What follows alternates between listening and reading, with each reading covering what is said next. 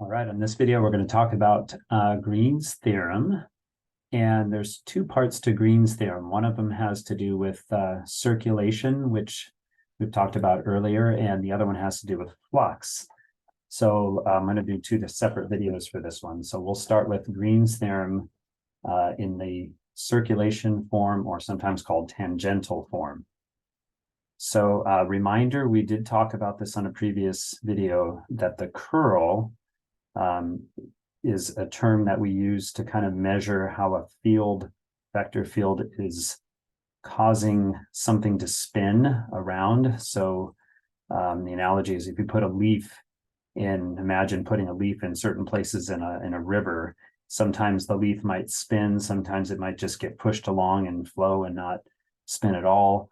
The curl is a measure of the vector field's tendency to cause an object to spin. It's sometimes referred to as the circulation density. We'll talk about that again. So what we're going to do now, Green's theorem is really powerful because it's going to allow us, as you've seen, if you've practiced some circulation integrals around curves that have multiple parts to them, it can be very tedious to calculate a circulation integral if you have lots of different curves in a closed, that form a closed curve. And it's going to allow us to bypass that and integrate circulation over an area rather than actually along the lines, along the curves.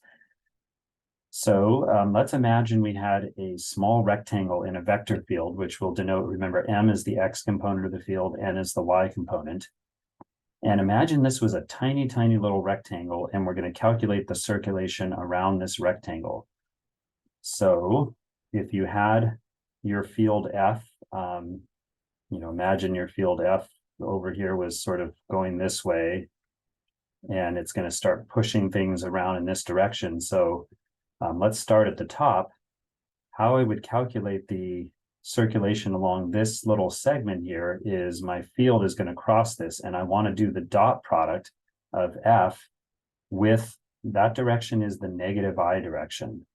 And notice, and I can, because this is infinitely small, I can compute this over either one of these points. I'm going to do it for this point right here. So I'm going to be dotting F at the point X, Y plus delta Y, dotted with negative I and times this length here. So I get the whole circulation over this whole length, which is delta X. Now, if I dot this with negative I, remember negative I is like -1, 0, and I'm dotting my field, which has mn over this, my n's going to disappear, and I'm just going to end up with negative m at x, y plus delta y times delta x. If I do the bottom, same idea. If I had a field going this way, it doesn't matter which direction the field's going, but that would be, I'm going to evaluate it at xy. It's going to be f of xy dotted with positive I times delta x. Again, that's the vector 1, 0. So that's going to just give me m of xy times delta x. If I do the right side, here's f crossing that. I'm going to be dotting f with positive j, and I'm going to go ahead and use this point. So it'd be f of x plus delta x comma y dotted with j times this whole length delta y. Now I'm dotting it with the vector 0, 1, because that's j, so it's just going to give me the n component of my field evaluated at x plus delta x y times delta y. And then finally the left, same idea. I'm going to use this point again, f of x, y. I'm going to be dotting it with negative j. We're going down, and I'm going to be left with negative n of xy times delta y. Now, if I add these all up around this tiny little rectangle, along the top and the bottom, if I add these up right here, what I get is m of x. Actually, let's start with the right and left. I think this is going to be easier to see. Let's do the right and left. If I add these together, I get n of x plus delta x comma y minus n of xy times delta y. Which, okay, to help you see this, if I were to divide this by delta x and put another delta x there to account for that, and then take a limit as basically as delta x goes to 0, hopefully you recognize this as a limit definition of the partial derivative. So that would be the partial derivative of n with respect to x times delta x times delta y. Remember, I had to add that delta x to get that derivative there. Back to the top and the bottom, if you add these together, same idea, except what I would first need to do, or maybe you can see this, that in order for it to be technically a derivative, you would want to have the mxy plus delta y first, but that's okay, we'll leave it that way, as long as we recognize, okay, if I divide by delta y, add a delta y, take a limit as delta y goes to 0. If it was the other way, that would be positive partial derivative of m with respect to y, but since it's backwards, it's going to be the negative partial m with respect to y times delta y delta x. So our total circulation around the rectangle, if I add these up, it's going to be, I can factor out delta y delta x, it's going to be the partial of n with respect to x minus the partial of n with respect to y times delta y delta x. Now, if I take that, that's the circulation around the rectangle. If I divide by delta x times delta y, which is the area of the rectangle, and they're both really small, that's going to just give me, so in other words, divide this by delta x, delta y, they're going to cancel out. I'm just going to be left with partial n with respect to x minus partial m with respect to y, which is, you can think of this now as the circulation density, because that's the circulation or the curl at a point, at a singular point xy. So we call that circulation density or the curl at a point. Yeah. So, and remember, the curl of F measures rotation, and now at a particular point here. And so if you think of a fluid and how it rotates, if you put a leaf at a point, it's going to either rotate counterclockwise, we'll call that positive curl. And if it rotates something clockwise, we'll call that negative curl. And this part I introduced when we talked about fields being conservative and how you tell. This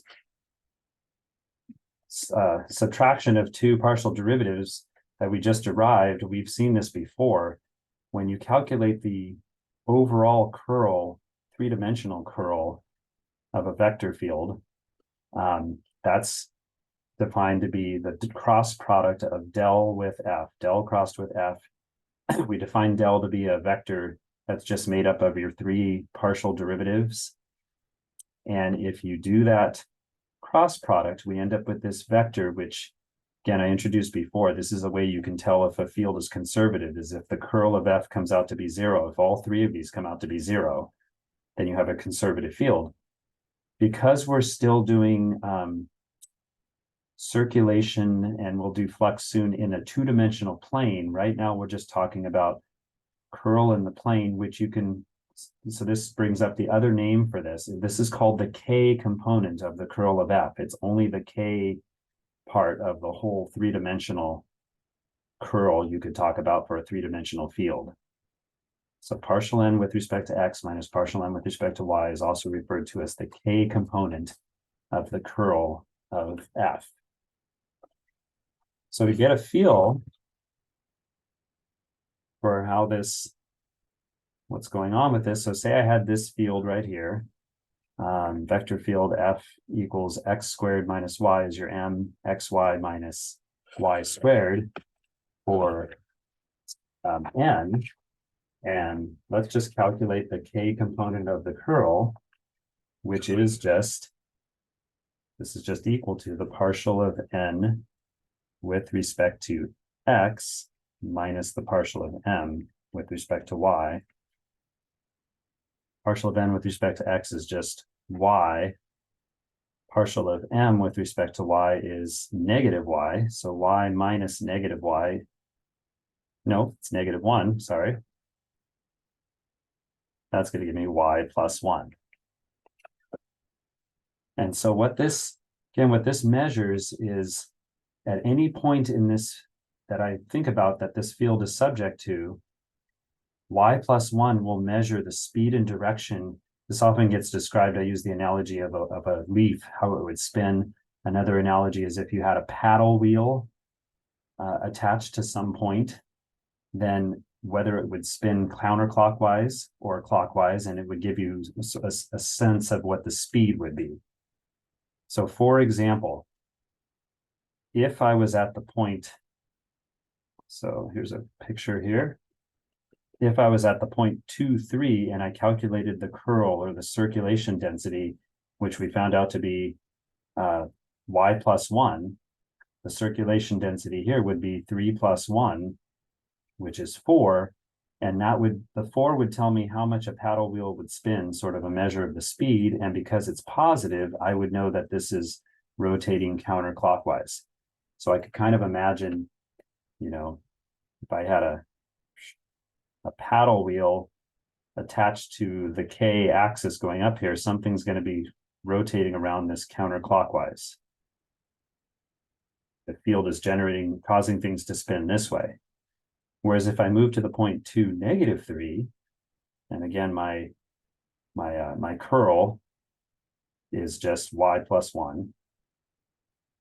So here my curl is also circulation density, would be -3 + 1, which is -2.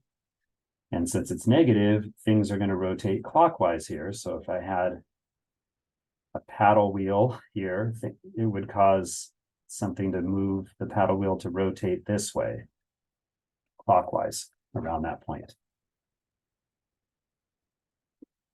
Okay, so now we've talked enough about curl. Let's talk about Green's theorem. What does it actually say? In the circulation form, Green's theorem says this: that counterclockwise, that's positive circulation of a field F, again, just in the 2D plane right now, around a simple closed curve in the xy plane equals the double integral of the curl of F dotted with K. That's the K component of the curl, also called the circulation density, over the region R enclosed by C. So here's what it says. We've done a bunch of circulation problems around a closed curve. Remember, this is the more theoretical definition. If you do a line integral, F dotted with TDS, this was the more user-friendly version of that. And if you want to use M and N, this is the format for a line integral to calculate the curl or the circulation of F around a closed curve C. But what this is saying is instead of doing the line integral, I can integrate as a double integral over the region, integrate every single point's circulation density, that's what this is, over the region, and that will give me the same answer. Typically, we're only going to be using any of these if we're talking about a field that's not conservative, because remember, if F is conservative on a closed curve C, we should end up getting 0. And you would, if you use either of these methods, you would still get 0, but if you knew it was conservative, you would hopefully not bother doing the integral. You would just know it's got to be 0 on a closed curve. And it's not too hard to see why it works. This is kind of neat to see. If you have a closed curve C, and you've got some circulation going around this curve, we can either integrate the field, the circulation along a line integral around this curve. But if you think about every single point within this curve has circulation, and let's just assume it's counterclockwise, it doesn't have to be. And it's maybe hard to see here, maybe I need to make a bigger one. But if I have a little rectangle there with some circulation, let's say going this way around the curve, counterclockwise, if there's another rectangle next to it, notice along this edge, this one was going up, this one's going down, they're going to cancel out. And if I put another one below it right here, right along this edge, if it's circulating counterclockwise, these two will cancel out. And so every single point, the circulation along these adjacent edges are just going to cancel out, except for points that are right along the boundary. Try to draw here. If this edge of this point is along the boundary, it has nothing to cancel it out. So that's going to be preserved, whereas these three are going to disappear with something next to it. And so it's kind of easy to see that integrating every single point within this region is equivalent to finding the circulation around the line integral, because that's the only circulation that's going to not cancel out if I integrate over the whole region. So let's put this to the test, and let's actually calculate the circulation. And we're going to do this one both ways, just so we really convince ourselves that this works. So we'll find the counterclockwise circulation for this field fx minus y, that's m, that's n, over the region around the curve r of t equals cosine t, sine t, which, recall, that is just a circle. That's your x, that's your y. And we're going to do it using a line integral. So okay, I'll just draw a circle as best I can. So we're going to integrate over this circle. That's our closed curve C. And we'll go ahead and use the form, probably the simpler form, where we're going to do the line integral of m dx plus n dy. So we'll integrate from 0 to 2 pi. My m is x minus y. On my curve, where x is cosine of t and y is sine t, that's going to be cosine t minus sine t times dx. The derivative of cosine t is negative sine t, plus n, which is x, which is cosine t, times dy. The derivative of sine t is also cosine t dt. So this gives me, if I distribute, negative sine t cosine t plus sine squared t, plus cosine squared t. That works out pretty nice because that's just equal to 1. And then this shouldn't be too hard. If you let sine of t be u, there's your du right there. So this is just going to turn into negative u du, which would integrate to negative u squared over 2. So this integrates to negative sine squared t over 2. And that's just 1, so that's just going to be plus t from 2 pi to 0.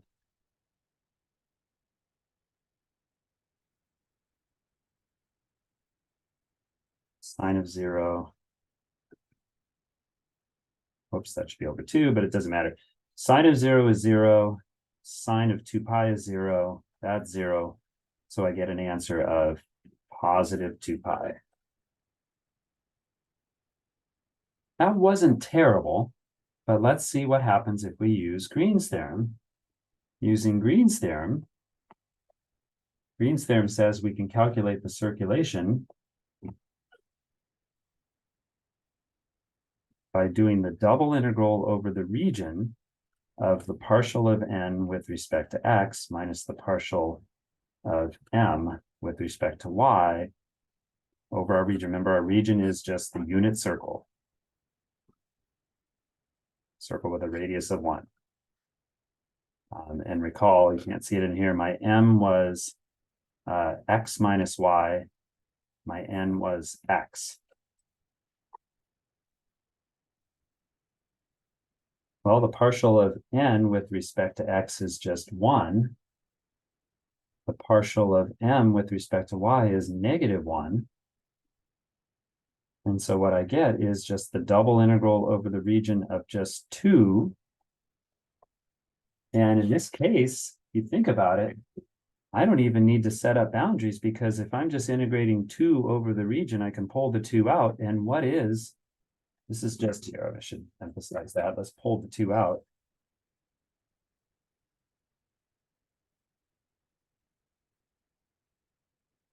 This represents just the area of my region, which is the area of a circle.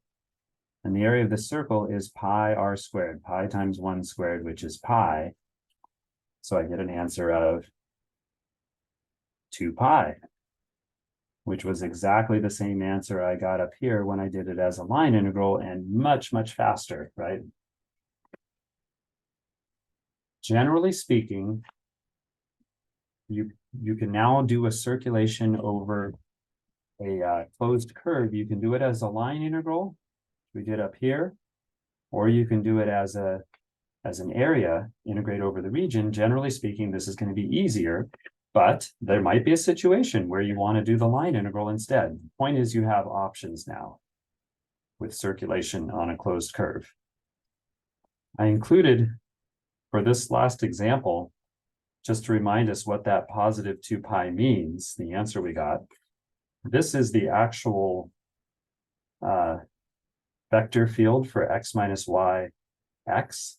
And I drew in here the circle that we were integrating over. And remember, the answer of positive 2 pi, positive meant it was positive circulation. So it was, that field was definitely pushing something counterclockwise around this circle.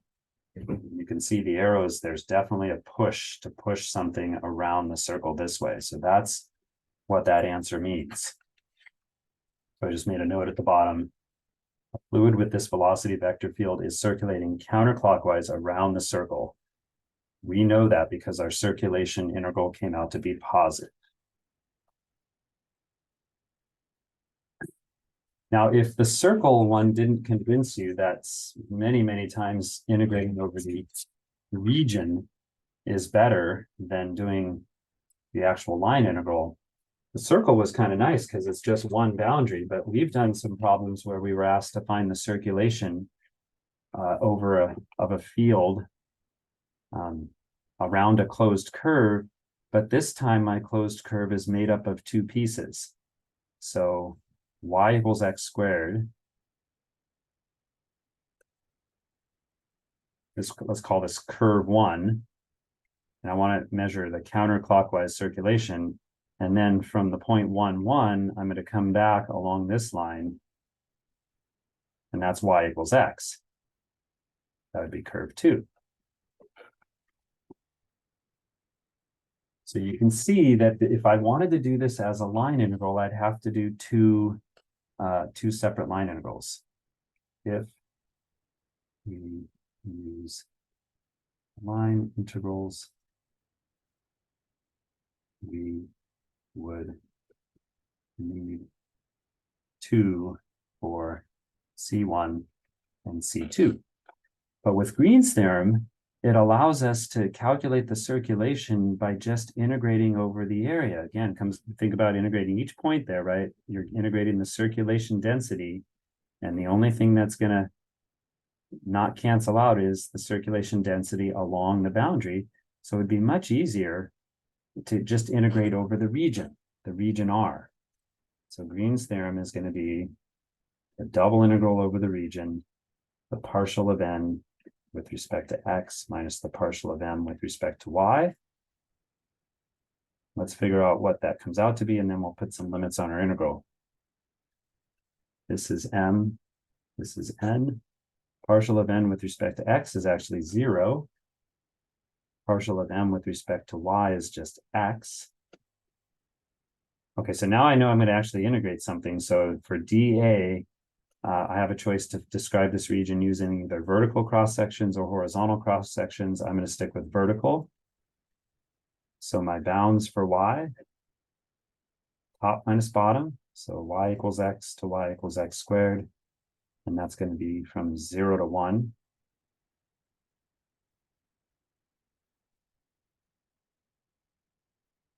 The antiderivative with respect to y, so this is still 0 to 1, is negative xy evaluated from y equals x.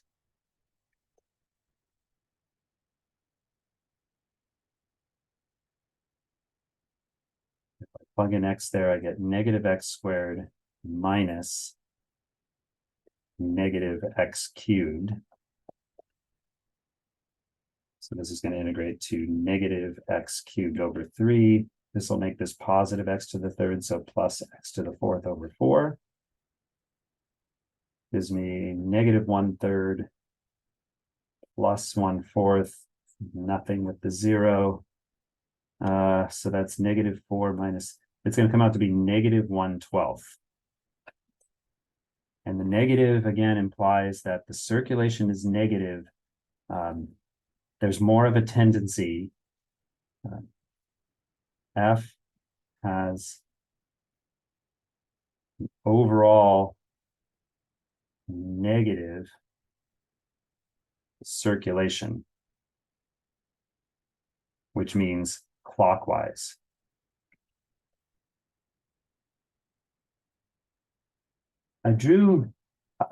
It's probably a good practice if you put in vector field plotters to kind of to really get some insight into what's going on. For that very same field right here, x, y, y squared, this is what it looks like. So this is the field x, y, y squared. And we were just integrating over was the, let's see, 0 to 1 right here. And then we had a parabola, probably looks something like this. So you can kind of see, it's hard to see these arrows, and they start to get bigger, more stronger as you move away. But these arrows that look like really dots here are kind of pointing like this. So they are kind of pushing things around the curve in a counterclockwise fashion. But what happens when you go here, the arrows are actually working against you, right? This is going to cause the tendency to push it back the other way, clockwise. And so the fact that the answer was negative 1/12 means, I think what that's saying is that this effect of these vectors pushing things back the other way is stronger than the effects of these arrows pushing things counterclockwise. So the net circulation is negative 1/12. Anyhow, you might try doing that as you're working through some of these circulation problems, is actually plot the fields. You're going to need technology, but then you can kind of see why the sign of your answer anyhow makes sense, or possibly say, wait a second, maybe that's the wrong sign. Maybe I did something wrong with my integral, right? And now I strongly recommend that. So next video, we'll do the same thing. We'll talk about Green's theorem, but for flux across a closed curve. Thanks for watching.